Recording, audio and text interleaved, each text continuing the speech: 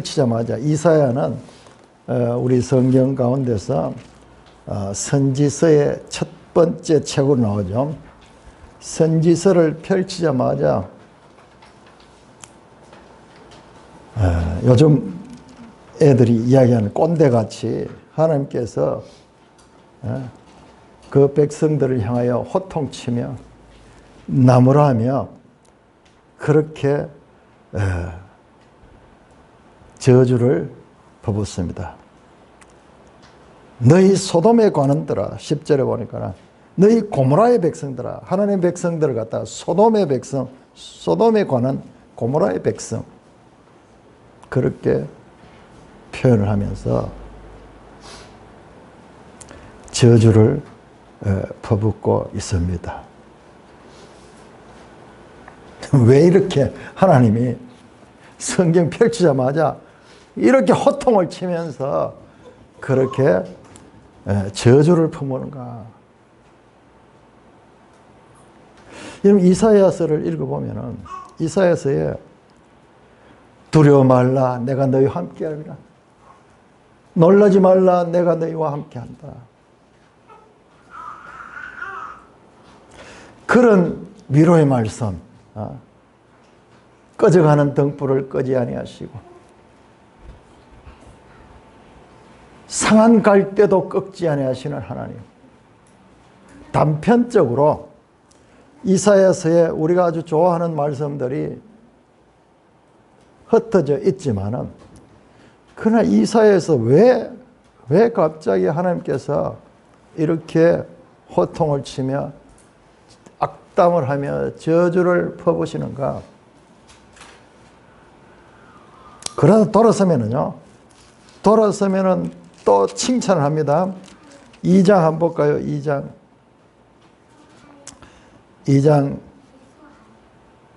1절에서 4절까지 우리 한번 교독하겠습니다. 2장 1절 아모스의 아들 이사야가 받은 유다와 예루살렘에 관한 말씀이라.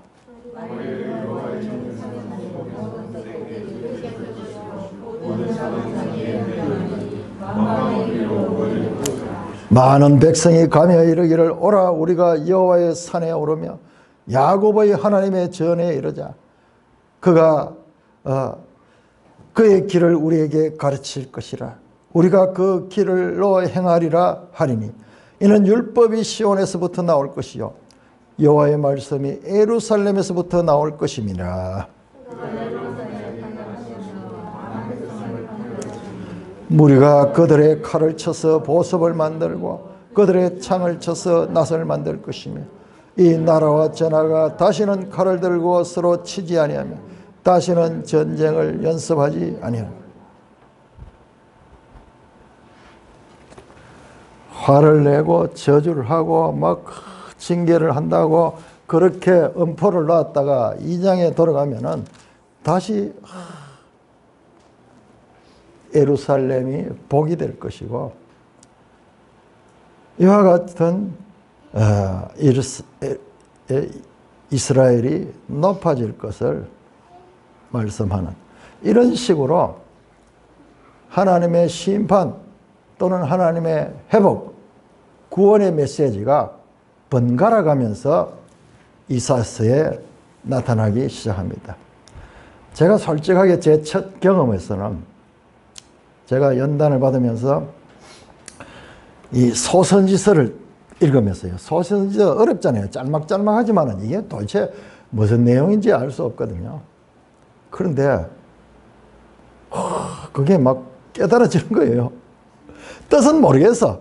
뜻은 모르겠는데 막 이게 막 가슴으로 막 오고 지금 보니까는 하나님의 심정은 느껴져. 그런데 배경을 모르니까는 뜻을 알 수가 없는 거예요. 이게 어느 시대에 어떤 환경에서 이 말씀이 주어졌는가 그걸 모르고 그냥 읽으니까는 느낌은 있는데 그런데 그 말씀을 제대로 이해할 수가 없었던 것입니다. 제가 이번에 이 선지서를 보면서 우리가 성경을 공부할 적에 구조를 아는 것이 중요하다. 구조를 아는 것이 중요하다. 이사야서도 정교한 구조를 가 있거든요. 이따가 제가 한번 구조를 말씀드리겠는데, 구조를 알고 보면은, 이야, 이사야가 전체적으로 이 66장까지, 1장에서 66장까지가 어떤 말씀을 하고자 하는가가 드러나요. 그런데 이 구조를 모르고 읽으면은 하나님이 조울증 환자 같아요. 막 화를 내가지고 막 이렇게 나무랐다가 또 조화가 기뻐 뛰며 얼싸안고 뭐 좋다 그러고, 이게 반복이 돼. 계속 롤러코스터를 타는 것처럼 올라갔다가 내려갔다가 올라갔다가, 솔직한 그 심정이에요. 그런데 그 구조를 알고 보면은 이 말씀이 무슨 의미를 가지며 어떤 내용인가를 바르게 알 수가 있어요. 그러니까는, 근데 이 구조를 알려고 그러면 이 전체를 자세하게 공부를 해야지 이 구조가 알 수가 있어. 그냥 우리가 읽고 한 절씩 좀 인상적으로 그냥 이 듣기 좋고 위로가 되는 이런 말씀 붙들어 가지고는 그 한 구절은 우리 마음 가운데 새겨질지 모르지만은 그 말씀이 어떤 맥락에서 또 하나님의 구속사에서 어떤 의미를 가지고 있는가에 대해서는 알지 못하니까는 늘 이사야서를 읽어도 파편적인 거예요. 파편적인 거. 인상적인 말씀, 위로되는 말씀, 그런 거 한두 개 붙들고 이사야를 안다고 그렇게 하고 있는 거예요. 먼저 이사야의 구조를 알기 전에 우리 성경의 구조를 한번, 성경이 어떻게 됐는가. 여러분, 우리 지도 391쪽을 한번 펴봅니다. 제가 오늘 이 말씀을 드린 것은 이 성경 66권이 정교한 구조로 되어 있다는 것을 말씀드리고자 하는 것입니다. 391쪽을 펴보십니다. 성경이 구약 성경 39권, 신약 성경 27권 합쳐서 66권인데 왜 66권이며, 그리고 사실 솔직히 그렇잖아요. 어떤 거는 짧고 어떤 거는 길고 어떤 거는 막 또 옛날 시대고 어떤 거는 또 뭐 그 후에 일어난 거고 뒤죽박죽 돼 있잖아요. 뒤죽박죽 돼 있잖아요. 막 시가 나왔다가 그 다음에는 또 이렇게 막 산문적인 그런 내용도 나오고, 성경이 정말 종잡을 수 없거든요. 자, 우리 391쪽 보시면은 구약의 히브리 정경 그러면 나오는데,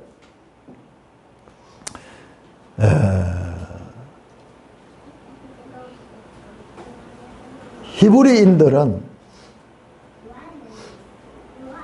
율법서, 그 다음에 정기선지서, 후기선지서, 그 다음에 성문서, 이런 식으로 구약 성경을 세 권의 책으로 그렇게 분류합니다. 여러분, 예수님께서 누가복음 24장에 보면은 선지자의 글과 시편과 모세의 글과 선지자의 글과 시편에 나에 대하여 기록한 것이 이것이라 할 때, 그때 모세의 글은 율법서를 가리키고요, 선지자의 글은 정기선지서, 후기선지서 이걸 가리키고요, 그 다음에 시편은 성문서를 가리켜요. 우리는 그냥 시편 책을 생각하는데 아니고 성문서 하는 그 케투빔, 이것을 가리키고 있습니다. 그런데 시편에 보니까는 우리가 하는 시편도 있지만은 욥기도 시편에 있고 잠언도 시편에 있고, 룻기도 그렇고, 더 놀라운 거는요, 다니엘서가 여기에 들어있어요. 여기 들어있습니다. 에스라, 느헤미야, 그 다음에 역대상하, 이게 이 성문서에 기록이 되어 있어요. 여기 분류가 되어 있어요. 그럼 우리하고 분류가 많이 달라요. 우리는 정기선지서는 율법서는 똑같고, 율법서는 모세오경 똑같고요. 정기선지서는 우리는요, 이 성경 순서잖아요. 여호수아, 그 다음에 사사기, 사무엘상, 사무엘하, 열왕기상, 열왕기하. 우리는 여기 사사기 다음에 룻기가 있잖아요. 룻기가 있죠. 우리 순서가 그렇게 되어 있거든요. 그런데 우리 순서하고 조금 다른 게 있어요. 조금 차이가 있는데. 자, 이게 역사서잖아요. 여호수아 가나안 땅에 들어가는 이야기. 사사기는 가나안 땅에 들어가서 정착한데 계속 외적이 침해하면서 이 땅을 제대로 정복하지 못하고 그 어려움을 겪는 시기. 사무엘상 이제 왕을 세워서 사울이 왕이 되었던 이야기. 사무엘하 이제 다윗이 왕이 되어서 나라를 통일하는 이야기. 열왕기상, 열왕기하, 열왕기상은 솔로몬이 왕이 되어서 성전을 짓는 이야기부터 시작해가지고 열왕기하에 시드기야가 망할 때까지 이야기. 역사서예요. 역사서를 우리와는 달리 선지서로 해석하는 거예요. 전기 선지서다. 그 다음에 우리가 이야기하는 이사야서부터 해가지고 선지서가 여기 뒤에는 후기 선지서로 나와 있어. 이사야, 에레미야, 에스겔, 그 다음에 12선지서. 이거 우리 선지서하고 똑같아요. 그런데 여러분들, 우리가 가지고 있는 이 성경 순서도 하나님께서 영감을 주신 성경 순서예요. 그런데 우리하고 좀 다르지만은 히브리 성경의 이 순서도 하나님의 영감을 받아 된 것이에요. 자, 보세요. 정기선지서라고 되어 있는 소위 우리가 볼 때 역사서 있잖아요. 역사서하고 후기선지서, 우리가 할 때 이 선지서, 이 두 개는요 서로 연결되어 있어요. 연결되어 있습니다. 우리가 오늘도 방금 읽을 때, 이사야를 읽을 때 이 우시야, 요담, 아하스, 히스기야 시대에 아모스의 아들 이사야가 하신 말씀이라 이렇게 하잖아요. 누구예요? 우시야, 요담, 아하스, 그 다음에 히스기야. 바로 열왕기에 나오잖아요. 열왕기하. 요번에 이제 우리가 보는 이 열왕기하에 나오는 왕들이에요. 그러니까는 그 왕들의 시대의 선지자가 활동했는 거예요. 그래서 구약 히브리 정경은요, 이 두 개를 역사서, 선지서 구분하지 않고 전기 선지서, 후기 선지서로 그렇게 엮어놨는 거예요. 그러니까 선지서는 반드시 역사서와 연결이 되어서 이해할 수 있는 거예요. 역사서 없이 선지서를 공부를 하니까는 우리가 처음부터 막 하나님이 화를 내시고 막 왜 그러신지 모르는 거야. 야단을 맞는데 야단을 맞는 이유를 알아야 되는데 야단을 맞는 이유도 없이 그냥 이 호통을 치니까는 수용하기가 쉽지 않죠. 자, 토라라고 합니다. 율법서, 모세오경 5권. 그 다음에 우리 성경의 역사서 12권. 그 다음에 욥시, 잠전, 시가서 5권. 역사서하고 시가서하고 합쳐가지고 17권. 그 다음에 선지서 17권. 합이 39권입니다. 자, 이 부분은 여러분들 참 우리나라 교회에서 자랑할 만한 책이 뭐냐 그러면 성경이 읽어지냐. 세계 역사상 저런 경우가 없었어요. 성경이 읽어지네라는 그 책을 펴내가지고 성경이 어떻게 구성이 되어 있는가, 이 성경에 대해서요 누구든지 알 수 있도록 그렇게 쉽게 접근해서 가르칠 수 있는 책이 성경이 읽어져요. 즉 세계의 딴 나라에 저런 책이 없어요. 쉽게 하면서 그렇게 하면 되는데 거기에 보면은 이 성경 구성이 왜 이렇게 되는가 자세히 나오죠. 자, 이렇게 선지서에는 다시 우리 이사야 1장 1절을 한번 보세요.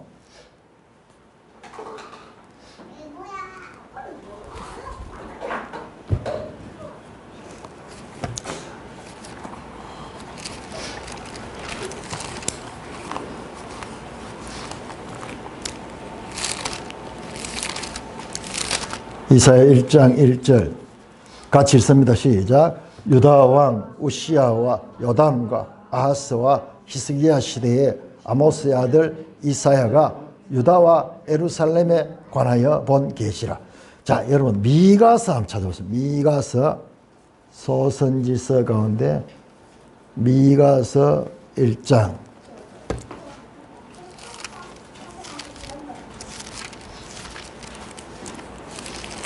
미가서 1장하고 여러분 딱 접어가지고 이사야서하고 미가서 1장을 이사야 1장 1절과 미가서 1장 1절을 딱 비교해보세요. 자, 미가서 1장 1절 같이 읽습니다. 시작. 유다의 왕들 요담과 아하스와 히스기야 시대에 모레셋 사람 미가에 임한 여호와의 말씀 곧 사마리아와 예루살렘에 관한 묵시라. 미가하고 이사야는 동시대의 선지자예요. 같은 시대에 BC 700년경에 활동했던 선지자입니다. 그런데 미가가 조금 늦게 시작했는 것 같아요. 이사야는 우시야 왕 때 시작했는데 미가는 보니까는 요담부터 시작. 우시야의 아들 요담 왕. 근데 아하스 히스기야 동일해요. 같은 시대의 선지자입니다. 그런데 또 보세요. 이사야 1장 1절에는 이사야는 유다와 예루살렘에 관하여 본 계시다. 유다와 예루살렘. 미가는 보세요. 미가는 사마리아와 예루살렘에 관한 묵시라. 다릅니다. 사마리아는 북이스라엘, 예루살렘은 남유다. 미가 선지자는 북이스라엘과 남유다에 대하여 예언을 한 그와 같은 선지자고, 이사야는 유다와 예루살렘, 그러니까 유다에 대해서 이 사역을 한 그와 같은 선지자라는 것을 알 수가 있습니다. 그러니까 우리가 이런 것만 봐도 이사야하고 미가가 같은 시대구나. 그 내용을 이렇게 그런 걸 딱 가지고 보면은요 이해가 돼요. 미가서는 좀 짧잖아요. 짧으니까는 미가서하고 비교를 해보면은 이렇구나 이걸 알 수 있습니다. 에스겔 1장 1절에는 이렇게 말합니다. 30째 해 넷째 달 초다새 내가 그발 강가에 사로잡힌 자 중에 있었네. 여호야긴 왕이 사로잡힌 지 5년 그 달 초다새라. 에스겔 선지자는 여호야긴이 사로잡힌 지 5년 때 자기가 사역을 했다고 말씀합니다. 에레미야는 요시아의 아들 유다왕 여호야김 시대부터 요시아의 아들 유다왕 시드기야 때까지 활동했다. 선지서는 시작하면서 다 어느 시대에 활동했다. 그러니까 이 선지서를 알려면 일단 그 왕들의 시대, 11개에 나오는 그 왕들에 대한 내용을 알아야지 이 선지서를 잘 이해할 수가 있습니다. 그런데요, 이 선지서들의 특징은 심판과 구원 또는 회복에 관한 메시지가 번갈아 나옵니다. 동전의 양면같이 심판이 있으면은 끝이 아니라 회복이 동시에 선포돼. 그러니까 우리가 헷갈리는 거예요. 심판했다가 다시 구원하고 막 이러니까 우리가 쉽지 않.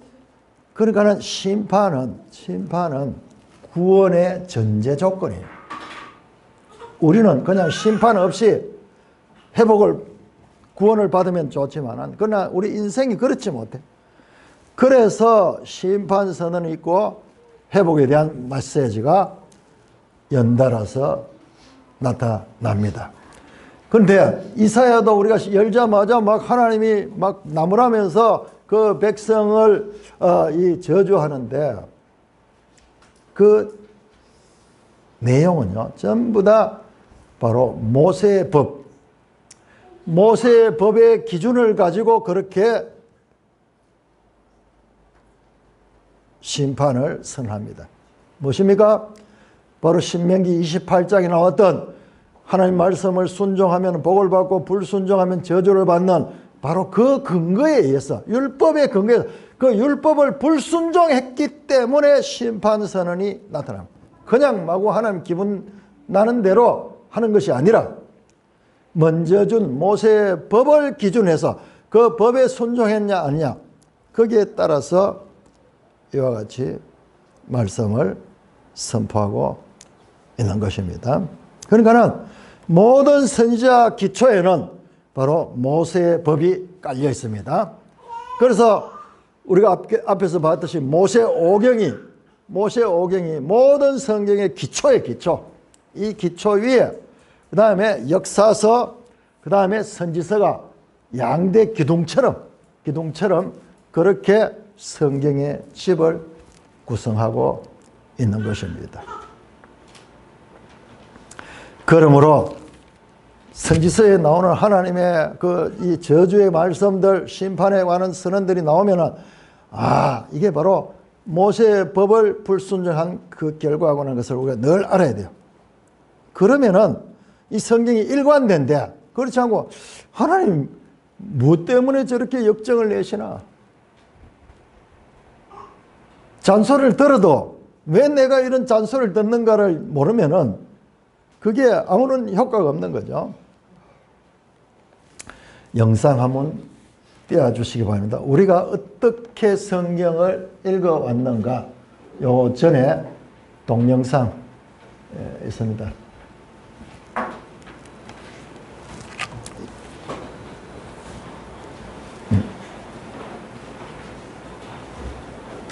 신천지 이만희 아니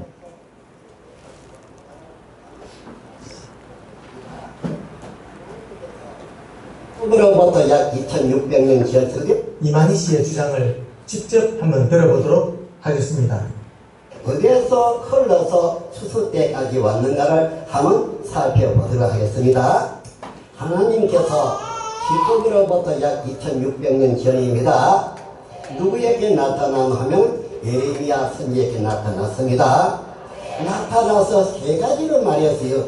새 일 하나 하고, 두 가지 씨 뿌리는 거 하나 하고, 새 언약을 했다가 이거 할 것이 하신 것이죠. 앞으로 그렇게 하신 것입니다. 그런데 여기에서 볼 것 같으면 두 가지 씨를 어디다 뿌린다고 하셨는가?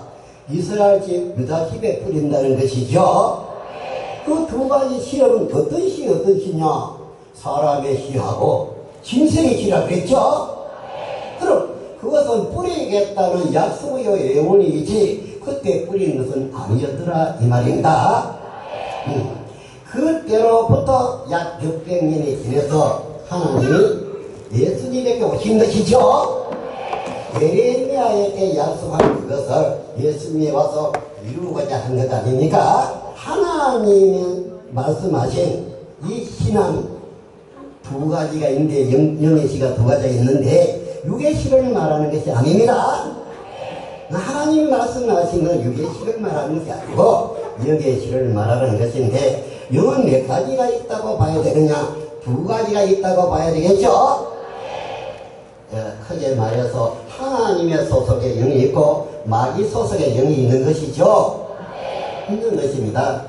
그래서 여기에 시라는 것은 짐승의 시는 마귀의 시를 말하는 것이고, 사람의 시는, 인자의 시는 하나님의 시를 말하는 것이죠. 자, 이 두 가지 시가 자, 같은 한 마켓 뿌려진다.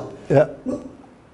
자, 다음 영상. 자, 이렇게 우리가 얼마 전에 에레미야서를 공부를 했잖아요. 지금 이 말씀을 이야기해요. 이 말씀 에레미야 31장 27절 28절 말씀. 여호와의 말씀이라, 보라 내가 사람의 씨와 짐승의 씨를 이스라엘 집과 유다 집에 뿌릴 날이 있으리니 깨어서 그들의 뿌리를 뽑며 무너뜨리며 전복하며 멸망시키고 괴롭게 하던 같이 내가 깨어서 그들을 시험에 심을. 계속 심판과 회복에 관한 말씀들이 선지서에 번갈아 나오잖아요. 그래서 지금 이 말에는 뭐라고 했냐? 짐승의 씨와 사람의 씨인데, 이 사람의 씨는 마태복음 13장에 나온 예수님의 씨 뿌린 비유에 하나님의 씨를 이야기하고, 짐승의 씨는 이것은 마귀의 시다. 시는 뭐냐? 말씀이다. 그러니까는 마태복음 13장의 씨 뿌린 비유의 시는 말씀이거든요. 그런데 그 예수님의 비유 그걸 갖다 모든 시에다 다 적용을 시켜. 이 시도 말씀을 가리킨다. 그렇게 설명하면서 비유풀이를 하는데 이게 얼마나 잘못된가를 보세요. 자, 이런 표현은 사람의 시, 짐승의 시, 이거 보세요. 그 같은 30장에서 계속 나옵니다. 같이 한번 읽을까요? 시작. 너희가 말하기를 황폐하여 사람이나 짐승이 없으며 갈대인의 손에 넘겨받았다는 이 땅에서 사람들이 밭을 사되 뭐냐? 적군이 들어와서 공격을 하고 포로로 다 잡아가니까는 그 땅에 사람이 없는 거야. 사람이 없으니까는 이 표현이 짐승보다는 가축이에요. 가축. 요게 베헤막 하는 건데 가축이라고 번역하는 게 더 좋아요. 가축이라고 하는 게 여기 나오네요. 사람이나 가축이 거기 살지 못하게. 짐승과 가축은 좀 다르잖아요. 가축은 집에서 키우는 거고 들짐승들은 야생이잖아요. 야생. 사람이 키울 수 없잖아요. 그건 집에서 못 키워. 늑대 같은 걸 집에서 키워보면은 나중에 공격합니다. 자, 그래서 그 말이요. 폐허가 되는 것. 나라가 망해가지고 적군들이 들어 공격해가지고 그 성이 다 무너지고 집이 다 불타버리고 그러다니까는 황폐하게 된 것을 가리키는 관용적 표현이야. 또 나오죠. 여기 에스겔서에 나옵니다. 내가 칼이 내게 임하게 하여서 사람과 짐승을 끊은 즉 애굽 땅이 사막과 황무지가 되네. 자, 사람과 짐승이 없어지는 것은 이것은 황폐한 것을 나타내는 관용적 표현입니다. 에스겔 29장에도 나옵니다. 그래서 황폐한 황무지 곧 사막이 되게 하니 그 가운데 사람의 발도 지나지 못하고 짐승의 발도 지나지 아니한다. 거주하는 사람 없이 40년을 지낸다. 결국 이건 사람의 발, 짐승의 발, 이건 딴 의미가 아니고 사람이 살지 않는 황폐한 것을 나타내는 표현입니다. 자, 에스겔 36장에도 그래서 그들이 성읍에 거주하게 하며 빈 땅에 건축하여 내가 너희 위에 사람과 짐승을 많게 하되 수가 많고 번성하게 할 것이니 지위대로 사람이 거주하게 될 거다. 그러니까 하나님의 심판을 받으면은 이 짐승과 이 사람이 살지 않는 황폐한 땅이 되고 하나님께서 다시 회복의 은혜를 베풀어 주면은 사람과 가축이 모여 살게 되는 그런 땅이 된다는 것을 나타내는 하나는 심판에 관한 메시지, 하나는 회복에 관한 메시지를 할 적에 늘 이와 같은 표현을 관용적으로 사용하고 있는 것입니다. 다음, 이게 한 군데가 아니고 선지서 전부 다 그래요. 스가랴서 보세요. 예루살렘은 그 가운데 사람과 가축이 많음으로 승고 없는 자가 회복이 되어서 사람과 가축이 많이 사는. 여기는 제대로 번역했네. 가축이라고 번역했네. 베헤마. 앞에 나온 짐승도 같은 번역. 자, 그런데 여기 보세요. 자, 사람과 가축이 살지 않으면은 그게 누가 사느냐가 하면은 들짐승이 사는 곳이 되었으니 그들이 망들쇼 궁전을 헐어 황무하게 하였느니라. 사람과 가축이 살지 않은 곳에 들짐승들이 차지해서 거기 살게 됩니다. 그래서 요 들짐승은 티시라는 그런 다른 단어예요. 요거하고 베헤마하고 다르잖아요. 자, 그 땅이 황폐되면 성읍에 불타 주민이 없게 된다. 그 다음에 황폐하여 주민이 없게 된다. 주민이 없어지고 황무지가 된다. 주민이 없게 된다. 사람이나 이 가축이 살지 않는 이런 표현은 이 황폐한 것을 나타내는 하나의 관용적 표현인데 아무 말 대잔치인 거야. 그러니까는 예수님이 그 씨 뿌린 비유에서 했던 그 시하고 이 에레미야에 나오는 그 시하고를 갖다 연결시켜 가지고 그렇게 지금 비유풀이를 하고 있는 거예요. 그러니까 성경이 가지고 있는 구조 자체가 아주 정교하게 구조가 되어 있는데 그런 구조를 완전히 무시해버리고 그냥 여기서 한 말 띄고 저기서 한 말 띄가지고 지 마음대로 결합시켜가지고 그렇게 성경을 가르치는데 아까 봤죠? 얼마나 많은 사람들이 모여가지고 이야 여기에 진짜 생명의 말씀이 있다 그러면서 그 말씀을 듣고 거기에 이 경탄을 하고 있는 겁니다. 여러분 이 장면은요 우리가 이 신천지를 통해서 우리가 볼 수 있는 건요 신천지뿐만 아니라 우리가 그런 거예요. 우리가. 그리고 기성교회가 성경을 바르게 가르치지 않았기 때문에 저렇게 엉터리를 가지고 막 이야기를 하는데도 사람들이 다 빨려 들어가는 거예요.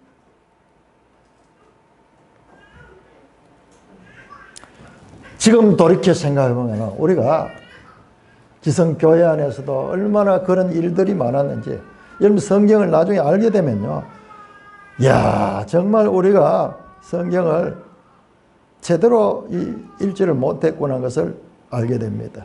하나님께서는 이 글을 통해서 하나님의 말씀을 전해 주셨습니다. 그래서 아까 봤죠? 모세 오경의 기초, 그 다음에 선지서, 역사서의 기둥, 그 견고한 터와 기둥 위에 집이 세워지는데 이런 게 제대로 되어 있지 않으니까는요 성경을 읽을 때 마치 무엇과 같으냐 하면 예쁜 커튼을 보고 야 커튼을 가지고 그렇게 이 말씀을 보고 커튼 같은 그런 걸 가지고 좋아하고 있는 거예요. 구조를 못 보니까는. 여러분 그 커튼이 집에 구조가 없는데 그 커튼을 달 수가 있습니까? 그러니까는 말씀은 말씀대로 따로 놀고 성경 하나님께서 말씀하시는 뜻은 전혀 없이 그냥 말씀 하나 붙들고 좋아하고 있는 거예요. 집을 짓기 위해서는 기초가 튼튼해야 돼요. 기초가 보이지 않기 때문에 사람들이 집을 지을 적에 기초를 소홀히 하는 거예요. 그러면 나중에 두고 지금 통탄합니다. 집을 평생 뭐 몇 번 짓겠어요. 근데 그 기초하는데 왜 그래 돈을 많이 들이고 시간을 많이 들일 이유가 뭐 있나? 그러면서 간단하게 한 사람은 특히 시골 같은데 그렇게 집을 지어 놓으면은 옛날 밭이나 논이 어떤 것이 지면은 물이 얼마나 올라오는지 몰라요. 자, 그래서 이 성경도 하나님께서 이와 같은 질서 가운데 우리에게 주신 말씀이다. 성경을 읽을 때 한 말씀, 우리 마음에 드는 말씀 이런 것만 우리가 붙들고 있잖아요. 그러니까 그렇게 해서는 성경을 알 수도 없고 그 다음에 이와 같이 정말 아무 말 대잔치를 하고 있는데도 그게 빨려 들어가는 거예요. 일단은 우리가 이 구조를 알려고 그러면요 일단은 많이 읽어야 돼요. 어린애들이 말을 배울 때 우리 모국어는 학원에 안 가도 배우잖아요. 그러기 위해서는 성경을 우리가 많이 읽어야 돼요. 그래서 우리 교회가 하고 있는 이 매일 성경 이것을 계속 반복해야 됩니다. 여러분들. 그러니까 이런 것을 기본적으로 하지 않고 그냥 목사의 설교만 듣고 앉아 있으니까는 누가 와서 거짓말을 하고 누가 대도 않은 이야기를 해도 분별을 못하는 거예요. 자, 이사야서를 제가 보니까요 이사야는 길잖아요. 66장까지 되어 있잖아요. 1장에서 39장까지 그 다음에 40장에서 55장까지 그 다음에 56장에서 66장까지로 나눌 수가 있습니다. 여러분 이걸 성경을 탁 펴가지고 보면 확연하게 구분이 돼요. 확연하게 구분돼요. 이런 관점을 가지고 딱 보면요 여기에 가면은 40장 합류로 40장 이사야 40장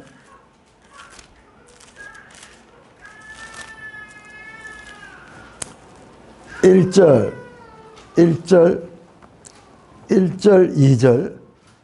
2절 우리가 같이 한번 읽겠습니다. 이사야 40장 시작. 너희의 하나님이 이르시되 너희는 위로하라 내 백성을 위로하라. 너희는 예루살렘의 마음에 닿도록 말하며 그것에게 외치라. 그 노역의 때가 끝났고 그 죄악이 사함을 받았느니라. 그의 모든 죄로 말미암아 여호와의 손에서 벌을 배나 받았느니라 할지니라. 자, 여기는 앞에서는 막 심판에 대한 경고를 하고 있죠. 여기는 이제 다 끝났다. 이제 벌을 다 받았다. 이제 회복한다.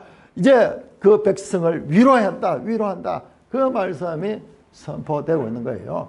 그래서 이 보면은 딱 구분이 돼요.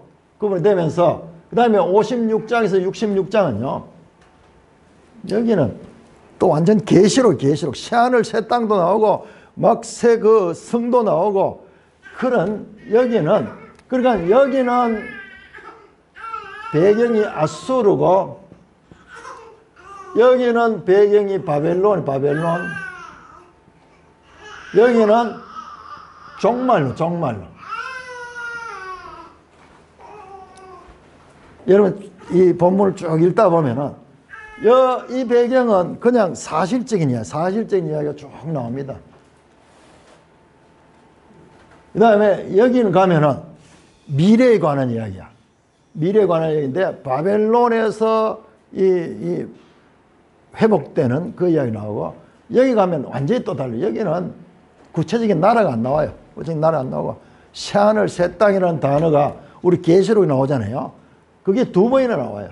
그리고 결혼 이야기도 나오고 잔치 이야기도 나오고 그 다음에 거룩한 용사가 와서 그 피 튀긴 옷을 입고 이 적을 완전히 섬멸시키는 그런 내용들이 나와요. 그러니 이사야서가 이런 구조를 가지고 있다. 그런데 이거를 보지 못하고 읽으면요, 뭐 역사 이야기를 했다가 갑자기 막 이런 이야기 나오고 그 다음에 또 일이 나오니까 초현실적이야. 초현실적. 그러다 보니까는 우리가 성경을 잘 이해하기가 힘든 겁니다. 그래서 여러분들이 성경을 볼 적에 우리 매일 성경에 나오잖아요. 늘 앞에 보면 구조를 이야기해요. 그런데 이 구조를 발견하는 게 그렇게 어려워요. 마치 뭐가 하냐, 자동차를 만들어내는 사람 얼마나 연구해가 만들겠어요. 그런데 장차 타는 사람은 그 과정을 몰라. 그냥 타면 돼. 운전만 하면 갈 수 있어. 그렇듯이 이 구조를 발견하는 참 힘이 들지만은 2000년 이상, 이사야 같으면은 2600년 이상 유대인들이 연구를 했고 그 다음에 교회 시대도 연구를 했고 그렇기 때문에 이 책들의 구조가 지금 다 정리가 돼 나와요. 그러니까 매일 성경 볼 적에 제일 앞에 구조가 어떤가 요거를 보고 읽으면은 이런 기본 것만 딱 가지고 읽으면은 이해가 훨씬 잘 됩니다.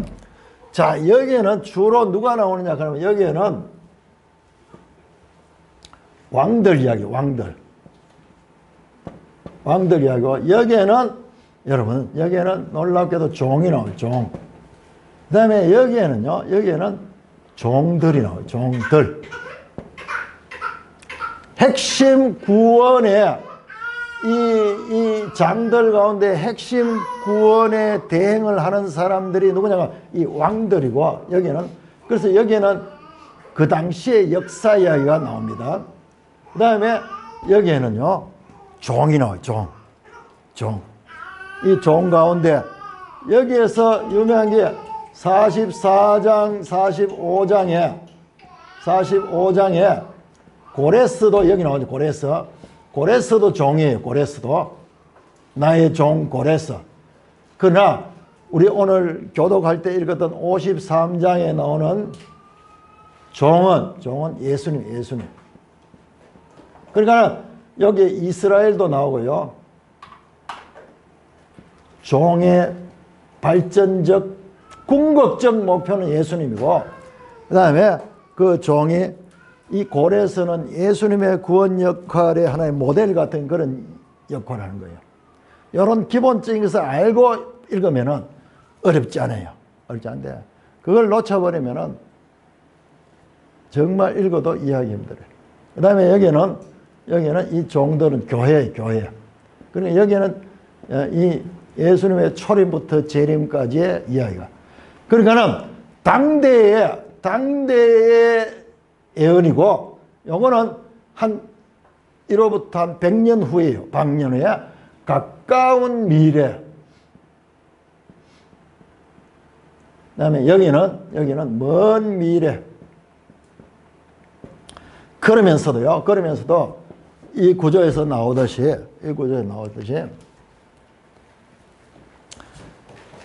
크게 이렇지만 또 요 안에 들어가면은 또 복잡하게 이런 구조가 나옵니다. 1장에서 39장 요 안에 보시면은 요 안에도요 소묵시록 요 종말론 요거의 종말론이 여기 나와요.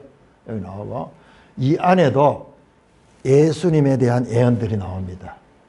그 다음에 여기도 마찬가지로 여기도 예수님이 나오고요.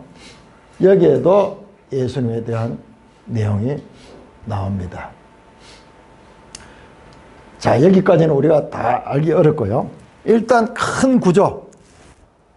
크게 이렇게 보통 많이 봐서 1장에서 39장까지 40장 66장까지 1부 2부로 봤는데 조금 더 나가서 보면은 이렇게 세 칸으로 나누어질 수 있어요.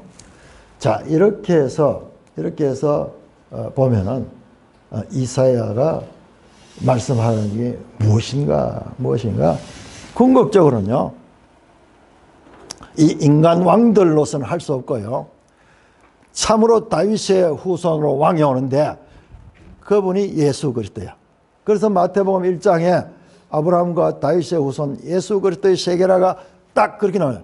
그 다음에 이것은 궁극적으로 예수님의 재림 때 완성이 되는, 그러니까 성경 전체 66권 전체의 내용이 이 이사야서 안에 들어있는 거예요. 우리가 앞에서 공부했던 에레미야는 지난 주간에 제가 봤잖아요. 성경 구절을 쫙 해서 계시록과 에레미야서 연결되는 거 봤죠? 주로 내용들이 계시록에, 특히 계시록 가운데도 17장에서 19장까지 바벨론의 멸망에 관한 내용이, 에레미야 내용이 거의 일치돼서. 그런데 이사야는요, 그것뿐만 아니라 복음서부터 시작해가지고,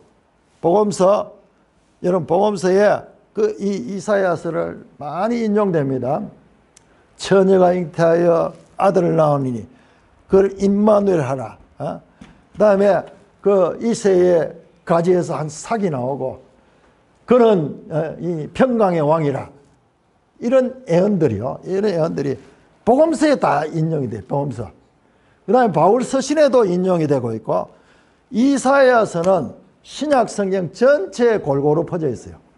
선지서 가운데 가장 많이 인용된 선지서가, 신약에 가장 많이 인용된 선지서가 이사야서. 그러므로 이사야서가 이와 같이 우리 이 신약 성경 전체, 계시록은 말할 것도 없고 신약 성경 전체에 퍼져 있는 말씀이다. 일단 이사야가 어떤 책인가, 성경이 얼마나 정교하게 되어 있는가, 이러한 것들을 우리가 오늘은 한번 요 정도 큰 구분만 가지고 여러분들이 성경을 읽어도 이해가 돼요. 막 이런 데 가면 초현실적인 이야기도 나오거든요. 그럴 때는 야, 이게 종말에 관한 이야기를 가르쳤구나.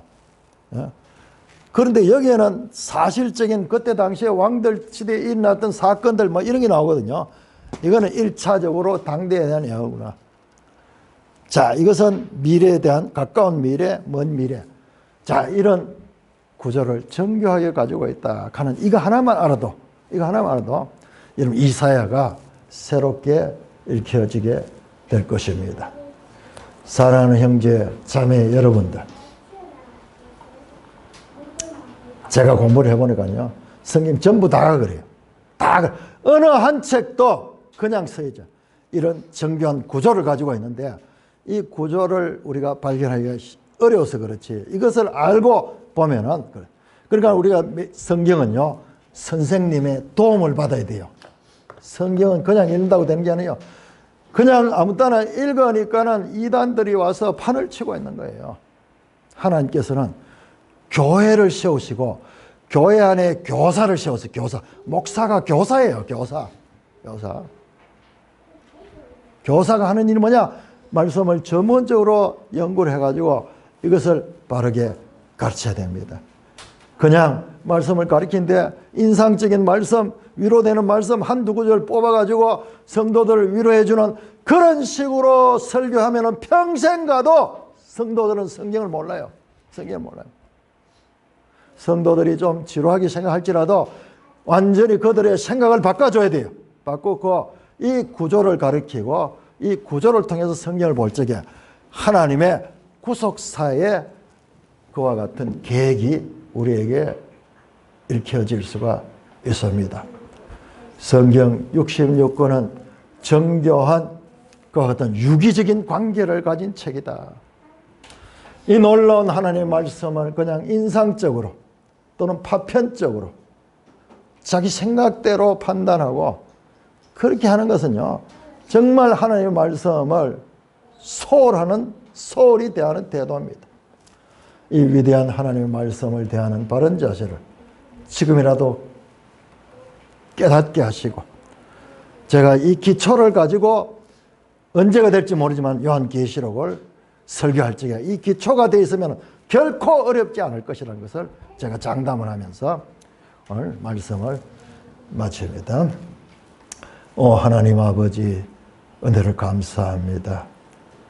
우리가 성경을 읽는 그와 같은 것들이 참으로 부족했던 것을 시인하지 아니할 수 없습니다. 그럼에도 불구하고 이 위대한 하나님 말씀을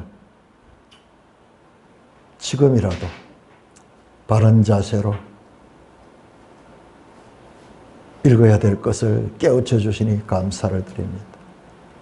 한 주 한 주 말씀을 읽어가면서 하나님의 말씀이 우리 지체들 마음 가운데 깨달아지며 그 하나님의 심정을 함께 공감할 수 있는 저희들 되게 하여 주시옵소서. 우리 주 예수 그리스도의 이름으로 기도드리옵나이다. 아멘.